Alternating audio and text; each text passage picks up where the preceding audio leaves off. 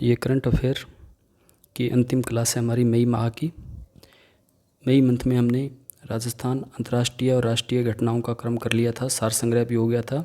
और ये अंतिम है जिसमें हम रक्षा, अंतरिक्ष व अन्य जितनी भी नियुक्तियाँ हुई है, जितने भी पुरस्कार हैं, जितनी भी बुक्स हैं, उन सभी को कवर करेंगे।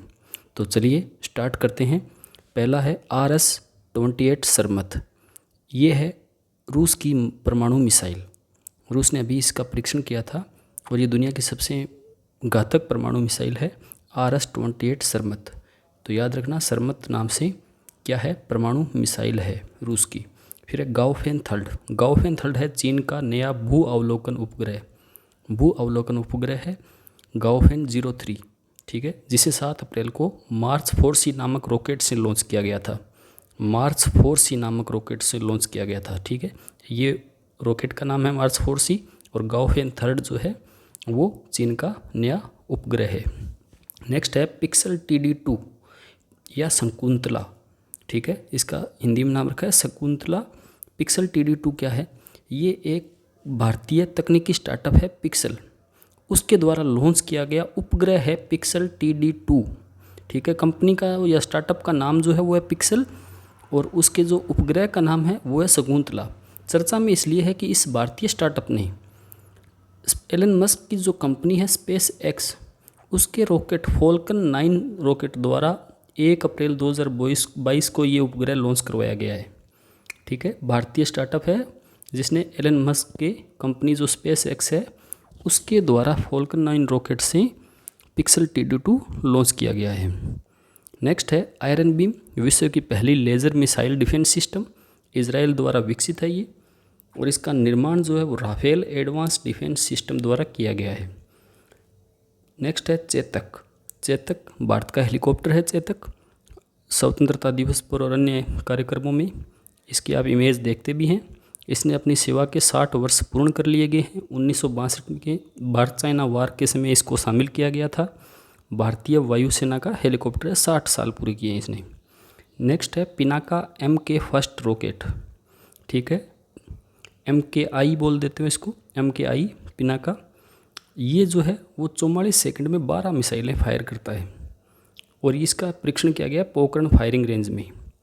DRDO पुणे द्वारा ये विकसित है, ठीक है। पिनाका जो है उसके अंदर बैरल लगे होते हैं और एक साथ ये 12 मिसाइलें लॉन्च करता है। तो ये पिनाका सिस्टम हो गया। नेक्स्ट है ALH MK3। ALH जो है एडवांस लाइट हेलीकॉप्टर है MK थर्ड जनरेशन का। इस एडवांस सिस्टम से लेस ALH को इंडियन कोस्ट गार्ड में शामिल किया गया है। तो लाइट हेलीकॉप्टर है, इसको इंडियन कोस्ट गार्ड में शामिल किया गया है ALH। नेक्स्ट है वाघसिर पनडुब्बी।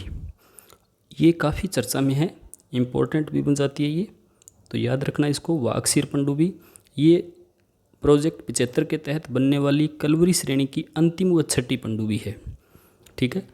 इसके अलावा ये जो पनडुब्बियाँ थी कलवरी श्रेणी की, कलवरी, खंडेरी, करंज और वेला, ठीक है, ये करंज है, वेला, और ये है अंतिम जो है वो वाघसिर। निर्माण इनका किया गया मंझगांव डाकयार्ड लिमिटेड द्वारा। नेक्स्ट है हेलिना। हेलिना टैंक रोधी मिसाइल है, ध्रुव हेलीकॉप्टर से इसका परीक्षण किया जाता है। अब चलते हैं सम्मान देखते हैं कुछ। सम्मान में पुरस्कार व सम्मान में मेघालय सरकार की ई-प्रस्ताव प्रणाली को UN पुरस्कार मिला है। नेक्स्ट है ग्रैमी पुरस्कार, 64वें ग्रैमी पुरस्कार, 2 भारतीय उसमें चर्चा में हैं। पहली है फाल्गुनी शाह, इन्हें बेस्ट चिल्ड्रन म्यूजिक एल्बम का अवार्ड मिला है। फिर है रिंकी केज, ये भी सेकंड टाइम इनको मिला है, भारतीय अमेरिकी है ये, दोनों ही वैसे भारतीय अमेरिकी है। रिंकी केज को डिवाइन टाइड एल्बम को सर्वश्रेष्ठ न्यू एज श्रेणी में ग्रैमी पुरस्कार मिला है, ठीक है। आपको दोनों के नाम याद रखने हैं, फाल्गुनी शाह और रिंकी केज, याद रखना, इंडियन अमेरिकन है ये, 64वें ग्रैमी पुरस्कार में चर्चा में है। मेलकम आदिसिया पुरस्कार, ये प्रभात पटनायक को मिला है। मेलकम आदिसेसिया पुरस्कार 2022 प्रभात पटनायक। फिर है पहला लता दीनानाथ मंगेशकर अवार्ड, PM नरेंद्र मोदी को मिला है। सर्वोच्च साहित्य पुरस्कार ज्ञानपीठ पुरस्कार जो 2021 का है, 56वां पुरस्कार है, ये आप याद जरूर रखना, 56वां पुरस्कार है। असमिया कवि नीलमणि फूंकन को मिला है। असमिया कवि थे नीलमणि फुंकन, उनको मिला है ज्ञानपीठ पुरस्कार। नेक्स्ट है सरस्वती सम्मान, जो के बिरला फाउंडेशन द्वारा दिया जाता है। 31वां सम्मान प्रोफेसर रामदरस मिश्र को, मैं तो यहाँ हूँ कृति के लिए। ठीक है, मैं तो यहाँ हूँ कृति के लिए मिला है सरस्वती सम्मान। नेक्स्ट है मनोज पांडे, भारतीय सेना के नए सेनाध्यक्ष बनाए गए हैं। डॉक्टर सुमन केबेरी नीति आयोग के उपाध्यक्ष बने हैं। अध्यक्ष कौन होता है? नेक्स्ट है मनोज सोनी, यूपीएससी के चेयरमैन बनाए गए हैं। नरेश कुमार दिल्ली के नए मुख्य सचिव बने हैं। और अब आपको बताना है कि उपराज्यपाल किन्हें बनाया गया। हाल ही में शपथ ली है, तो उपराज्यपाल किसे बनाया? कमेंट बॉक्स में बताएं या खुद ढूंढ लें इसको। अजय कुमार सूद सरकार के प्रधान वैज्ञानिक सलाहकार। विजय मोहन क्वात्रा नए विदेश सचिव। नेक्स्ट है रॉबर्ट गोलोब, स्लोवानिया के नए पीएम बने हैं। इमैनुअल मैक्रो फ्रांस के राष्ट्रपति है, सेकंड टर्म इनका प्रारंभ हुआ है, दूसरी बार जीते हैं ये। Ketanji Brown Jackson US Supreme Court की पहली महिला अश्वेत न्यायाधीश। ठीक है, काफ़ी चर्चा में रही थी। Ketanji brown Jackson US Supreme Court की पहली महिला अश्वेत महिला न्यायाधीश। नेक्स्ट चर्चा में है दीपिका पादुकोण, इन्होंने ज्यूरी का काम किया था कांस फिल्म फेस्टिवल में। ठीक है, कांस फिल्म फेस्टिवल में ज्यूरी जज के तौर पर ये रही थी। नेक्स्ट चर्चित स्थान है पल्ली, पहली पंचायत है जम्मू कश्मीर की जो कार्बन न्यूट्रल पंचायत बनी है। भारत की भी पहले ये कार्बन न्यूट्रल पंचायत घोषित की गई है पल्ली पंचायत को, और इसे सम्मान भी घोषित किया था राष्ट्रीय पंचायती राज दिवस पर 24 अप्रैल 2022 को। नेक्स्ट है आरबीआई, जिसकी स्थापना 1 अप्रैल 1935 को होती है। भारतीय रिजर्व बैंक अधिनियम 1934। ओडिशा दिवस मनाया जाता है 1 अप्रैल को 1936 को इसकी स्थापना हुई थी।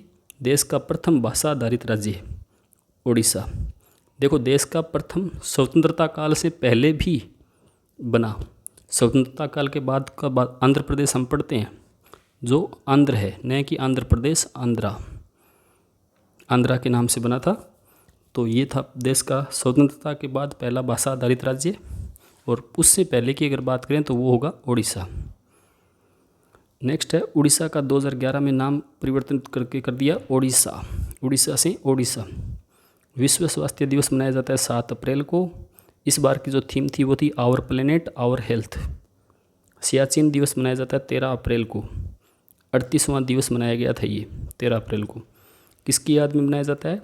सियाचिन पर हमने जो ऑपरेशन चलाया था, ऑपरेशन मेघदूत 1984 में, उसकी याद में। नेक्स्ट है जलियांवाला बाग हत्याकांड की 102वीं वर्षगांठ मनाई गई 13 अप्रैल को। राष्ट्रीय सिविल सेवा दिवस मनाया जाता है 21 अप्रैल को। इसकी जो थीम थी वो थी विजन इंडिया एट 2047, नागरिक और सरकार को करीब लाना। नेक्स्ट है पृथ्वी दिवस 22 अप्रैल को। इसकी जो थीम थी invest our planet, invest our planet. Next है राष्ट्रीय पंचायती राज दिवस 24 अप्रैल। अब कुछ चीज़ें जो इम्पोर्टेंट थी, चीन सोलोमन द्वीप सुरक्षा समझौता, ये हुआ था 19 अप्रैल 2022 को। इस समझौते की वजह से ऑस्ट्रेलिया, न्यूजीलैंड, यूएसए काफ़ी नाराज़ चल रहे हैं चीन से। चीन को विस्तारवादी नीति का परिणाम बताते हैं कि चीन निरंतर विस्तारवादी नीति अपना रहा है, तो उसके कारण काफ़ी चर्चा में अंतर्राष्ट्रीय राजनीति में। तो इसलिए ध्यान रखना, चीन सोलोमन द्वीप ये ऑस्ट्रेलिया के पास में ही पड़ता है। फिर है वरुण 2022, ये भारत और फ्रांस की नौसेनाओं के बीच होने वाला अभ्यास है वरुण 2022। इसका अभी 20वां संस्करण आयोजित किया गया था 30 मार्च 3 अप्रैल 2022 तक ये अभ्यास चला था। ये अभ्यास 1993 से चलते आ रहे हैं, लेकिन इनको वरुण जो नाम है वो 2001 में मिला था। वरुण नाम जो है वो 2001 में मिला। नेक्स्ट है दूधवाणी, देश का पहला सामुदायिक रेडियो स्टेशन। ये बनासकाठा में दूध संघ है, बनास डेयरी, उसके द्वारा दिया जाता है दूधवाणी। दूधवाणी ये रेडियो स्टेशन बनाया गया, सामुदायिक रेडियो स्टेशन, पहला, देश का पहला सामुदायिक रेडियो स्टेशन जो पशुपालकों को समर्पित है। पीएम द्वारा उद्घाटन इसका 19 अप्रैल को किया गया। नेक्स्ट है tree city of the world, जो घोषित करते हैं UNFAO द्वारा, फूड एग्रीकल्चर ऑर्गेनाइजेशन जो है उसके द्वारा घोषित किया जाता है। तो मुंबई और हैदराबाद को घोषित किया गया। घोषित करने के पीछे उद्देश्य होता है कि ये अर्बन फॉरेस्ट को बढ़ावा देंगे। ठीक है, अर्बन फॉरेस्ट को बढ़ावा देने के लिए ये tree city of the world घोषित की जाती है। चर्चित पुस्तक है इस मंथ की भी, tomb of sand, Geetanjali Shree की एक किताब है, भारतीय लेखिका। हिंदी साहित्य के लिए बड़े गौरव की बात है कि पहली लेखिका हुई है जिनको बुकर पुरस्कार मिला है। और किताब का नाम है रेत समाधि। इसका इंग्लिश अनुवाद जो नाम वो प्रकाशित हुआ था वो थे टम्ब ऑफ सेंट। ठीक है, टम्ब ऑफ सेंट, जिसका अनुवाद लिखा था डेजी रॉकवेल ने। ठीक है, डेजी रॉकवेल ने लिखा था, यूएसए की है ये डेजी रॉकवेल। इन दोनों को ये पुरस्कार संयुक्त रूप से दिया जाएगा, 50,000 पाउंड की राशि होगी। नेक्स्ट बुक है रिस्ट एश्योर्ड एन ऑटोबायोग्राफी। ये लिखी थी गुडप्पा रंगनाथ विश्वनाथ ने, पूर्व एक भारतीय क्रिकेट कैप्टन थे ये। ठीक है, रिस्ट एश्योर्ड, तो ये आपको ध्यान रखना है, रिस्ट एश्योर्ड, गुडप्पा रंगनाथ विश्वनाथ की। फिर है the boy who wrote a constitution, the boy who wrote a constitution, a play for children on human rights. ये पुस्तक है राजेश तलवार की। फिर है हियर योरसेल्फ, प्रेम रावत की, हियर योरसेल्फ, प्रेम रावत की। फिर है नाइट वॉचमैन, नाइट वॉचमैन पुस्तक काफ़ी चर्चा में रही थी, विनोद रॉय की है, जो पहले पूर्व सीएजी थे जिनको कुछ समय के लिए बीसीसीआई का प्रभार सौंपा गया था, तो उसके लिए उन्होंने लिखी थी ये पुस्तक, not just a white night watchman. ठीक है, केवल ये इस बात के लिए है कि वो केवल नाइट वॉचमैन बनकर नहीं आए हैं, बल्कि उम्दा पारी खेलेंगे, माई इनिंग्स विद बीसीसीआई। फिर है tiger of dress, tiger of Dras, captain Anuj Nair, 23 Kargil hero. ये एक पुस्तक लिखी है मीरा नायर और हिम्मत सिंह शेखावत ने। ठीक है, कारगिल हीरो पर यह पुस्तक लिखी गई है, tiger of Dras, Dras sector है। ठीक है, उस पर यह किताब है, जिसके हीरो थे अनुज नायर, मीरा नायर और हिम्मत सिंह शेखावत ने ये पुस्तक लिखी है, तो ये भी काफ़ी चर्चा में है। तो ये था मई का समापन, और अब इसके बाद हम करेंगे नेक्स्ट मंथ की क्रोनोलॉजी। उससे पहले आप चैनल को अगर अच्छा लगे तो सब्सक्राइब कर लें और शेयर भी करें अपने दोस्तों के साथ। इसके अलावा आप इस चैनल पर जनवरी से लेकर मई तक की सभी क्रोनोलॉजी देख सकते हैं, और ये आपके फर्स्ट ग्रेड, सेकंड ग्रेड और थर्ड ग्रेड और अन्य जितनी भी राजस्थान की कॉम्पिटिटिव एग्ज़ाम हैं या ऑल इंडिया की कॉम्पिटिटिव एग्ज़ाम हैं, उन सभी में उपयोगी साबित होगी। धन्यवाद।